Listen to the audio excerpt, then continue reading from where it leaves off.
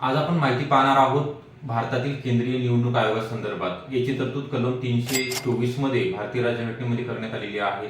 भारतीय केंद्रीय निवडणूक आयोगाची स्थापना 25 जानेवारी 1950 रोजी म्हणजे भारत स्वातंत्र्य झाल्यानंतर करण्यात आलेली होती।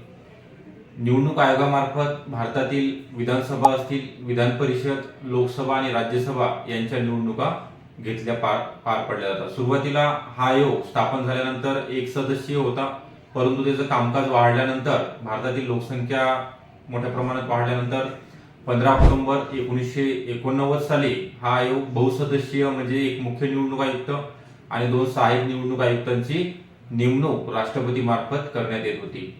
यामध्ये प्रौढ मतदानाचा अधिकार कलम 326 मध्ये ज्या व्यक्तींचं वय 18 पेक्षा जास्त आहे त्यांना मतदानाचा अधिकार बहाल करण्यात आलेला आहे।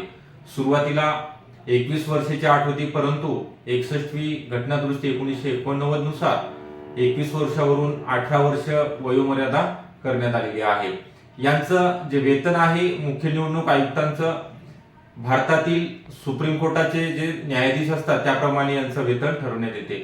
यांचा जो कालावधी आहे वयाच्या नियुक्ती झाल्यानंतर 6 वर्ष किंवा वयाच्या 65 वर्षापर्यंत हे पदावरती राहतात। ओके, आपल्याला व्हिडिओ आवडला असेल, महत्त्वाची जी माहिती तुम्हाला दिलेली आहे केंद्रीय निवडणूक आयोगासंदर्भात, यावरती परीक्षेमध्ये सर्वेक्षेचा हमखास एक प्रश्न विचारला जातो। आवडला असेल नक्की लाईक करायचा आहे। आपण नवीन असेल चॅनलला तर सबस्क्राईब पण करून ठेवायचे। Thank you sir much.